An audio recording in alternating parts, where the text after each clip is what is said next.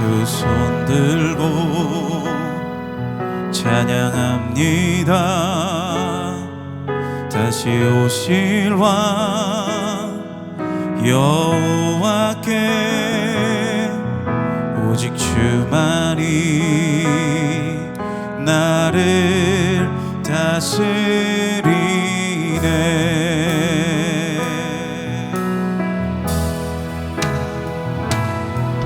두 손 들고 찬양합니다.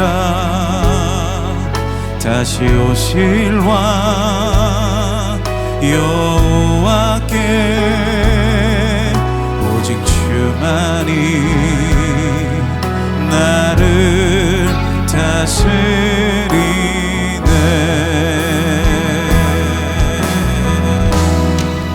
나 주님만을 섬기리.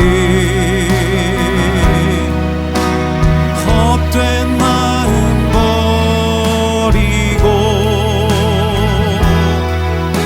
성령이여 내 영혼 충만하게 하소서. 나 주님만을 섬기리. 헛된 마음 버리고 성령이여 내 영혼 충만하게 하소서. 주님 앞에 내 생명 드리리라.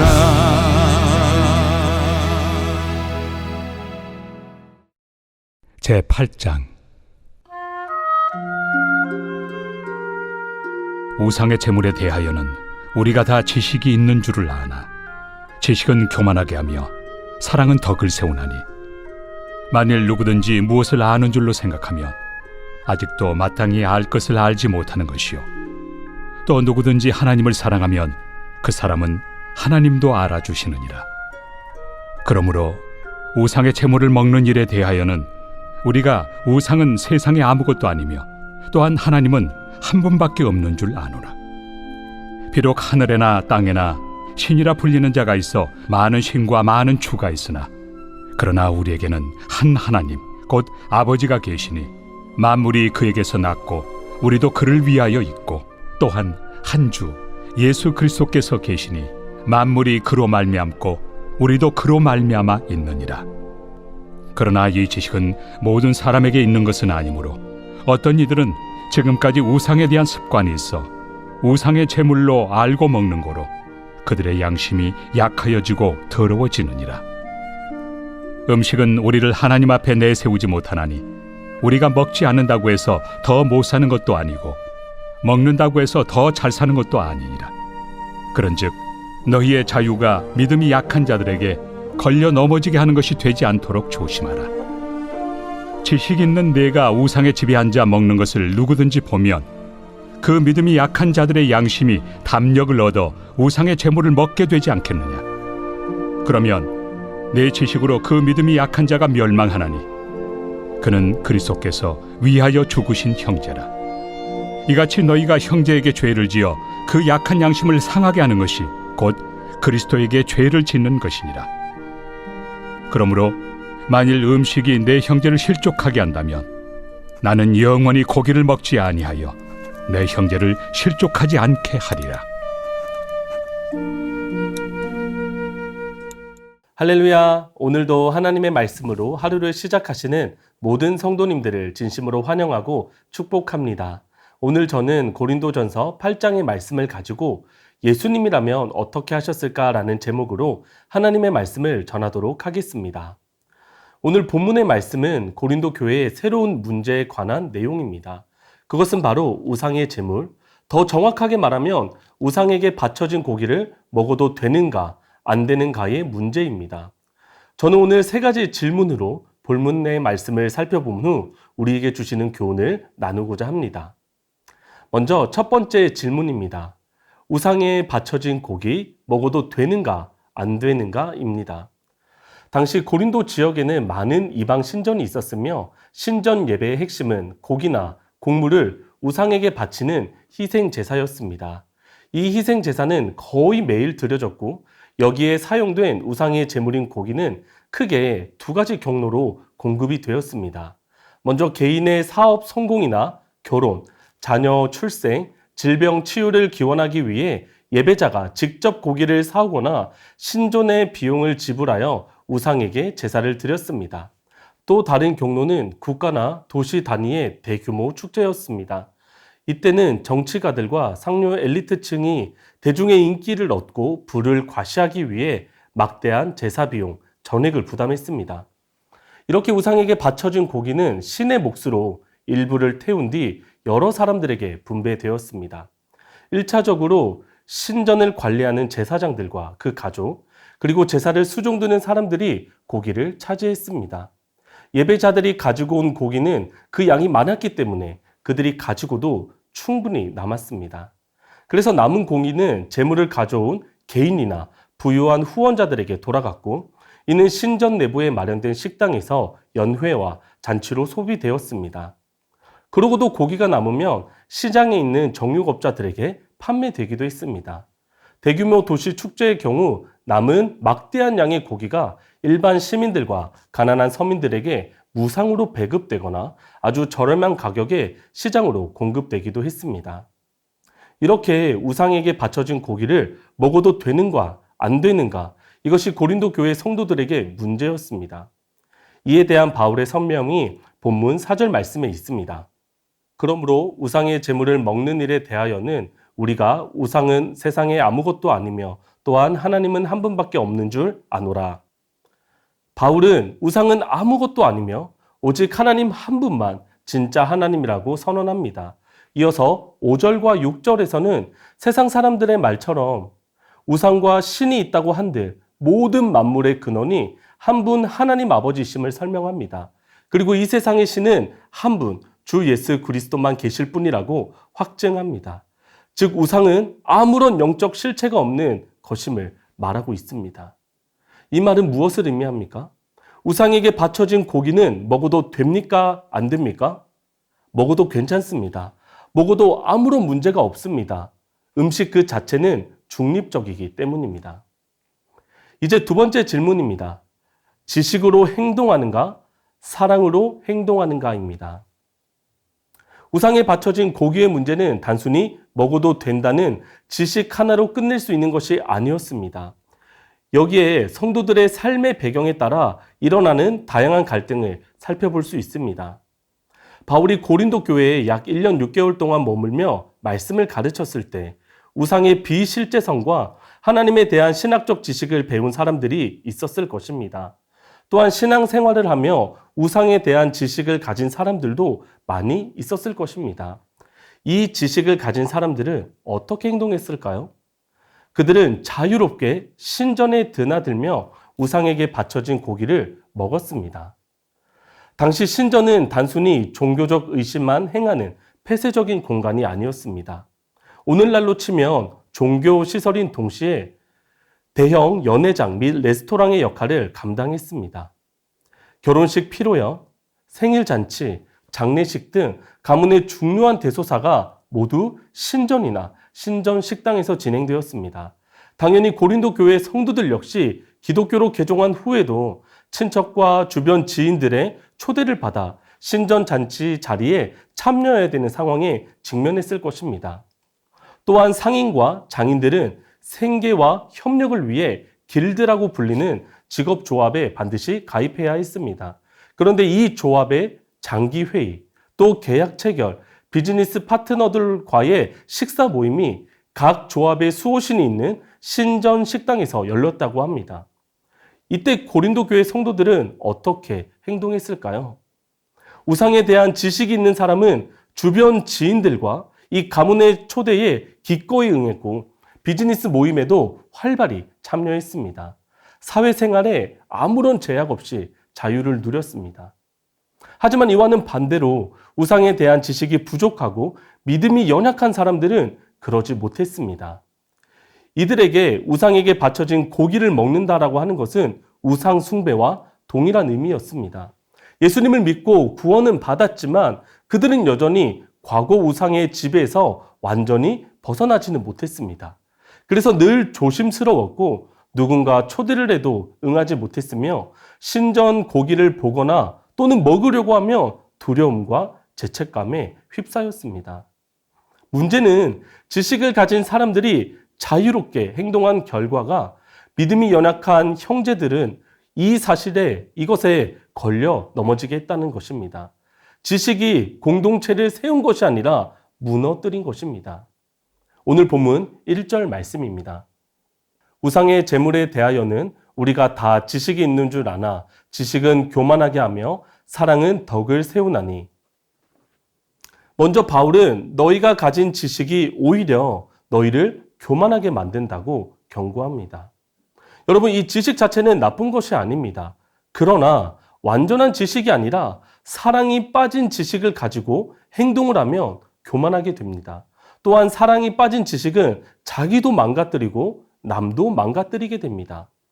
오늘 본문 2절, 3절 말씀입니다. 만일 누구든지 무엇을 아는 줄로 생각하면 아직도 마땅히 알 것을 알지 못하는 것이요.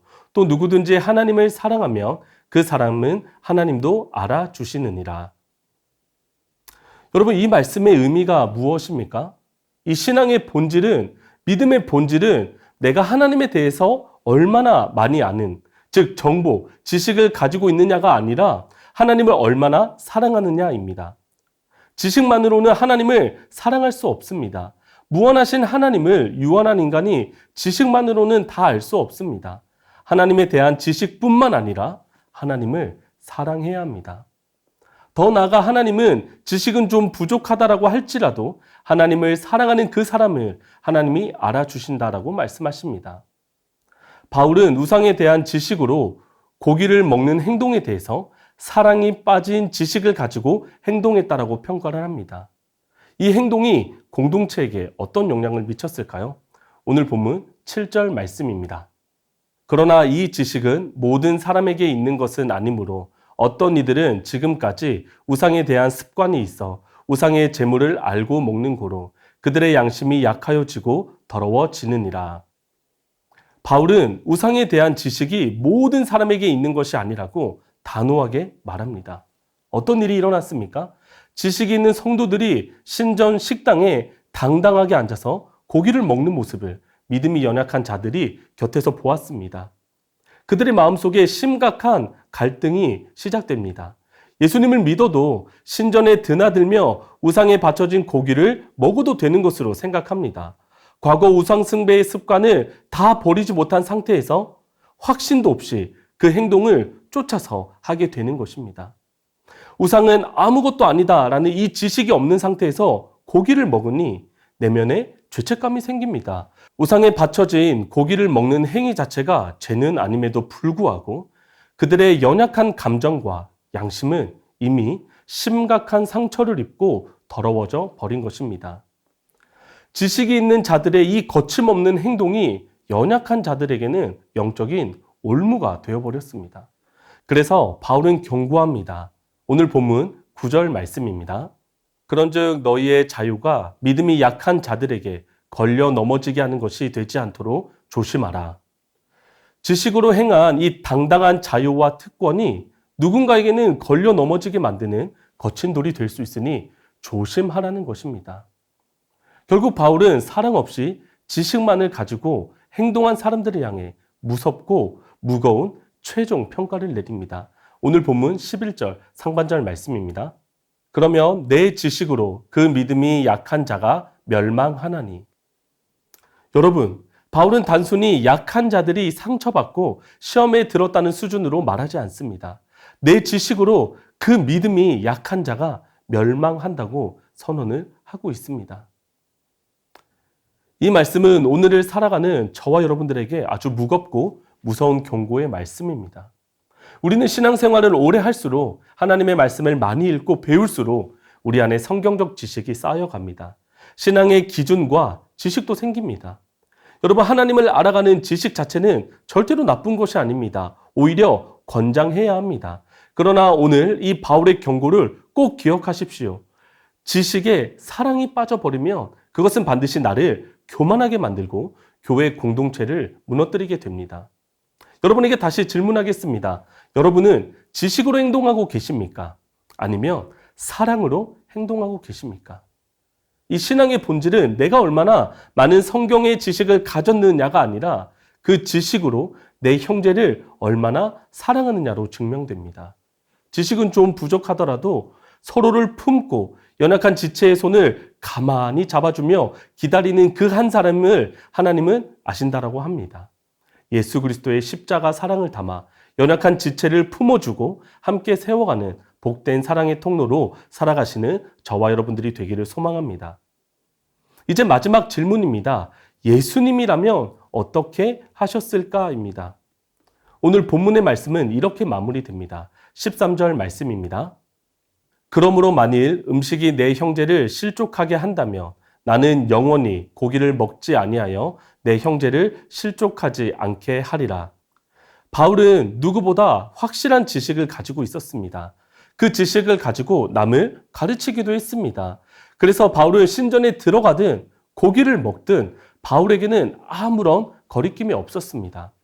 하지만 예수님의 피값 주고 사신 교회 공동체를 생각할 때 바울은 영원히 우상에게 바쳐진 고기는 먹지 않겠다고 선언합니다.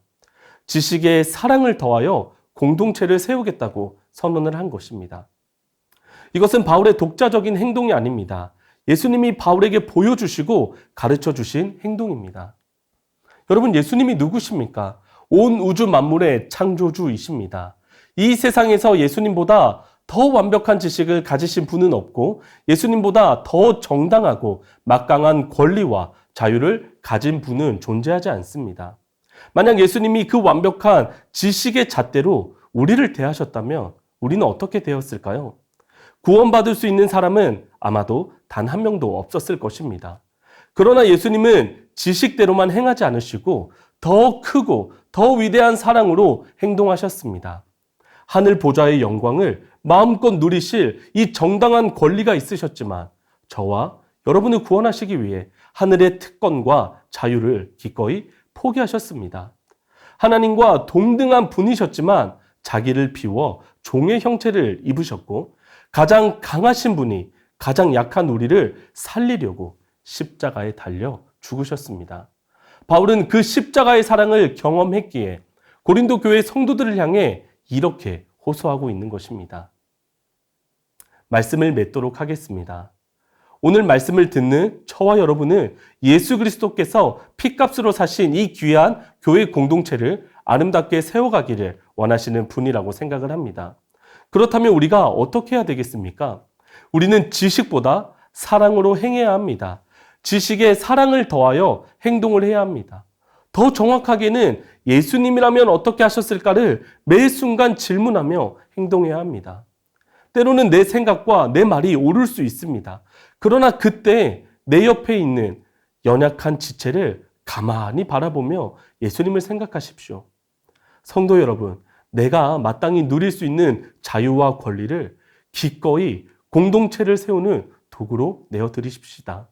그래서 마침내 주님 앞에 서는 날 하나님께서 우리를 바라보시며 내가 너를 잘 안다고 기쁨으로 알아주시는 모든 성도님들이 되시기를 간절히 소망합니다. 주신 말씀을 기억하며 기도 제목을 읽고 함께 기도하도록 하겠습니다. 지식으로 교만해지지 않고 사랑으로 공동체를 세워가게 하소서. 아멘. 내 자유와 권리가 누군가에게 걸림돌이 되지 않게 하시고 연약한 지체를 배려하는 마음을 주소서. 아멘. 예수님처럼 내 유익보다 하나님의 영광과 공동체의 덕을 구하며 살게 하소서. 아멘.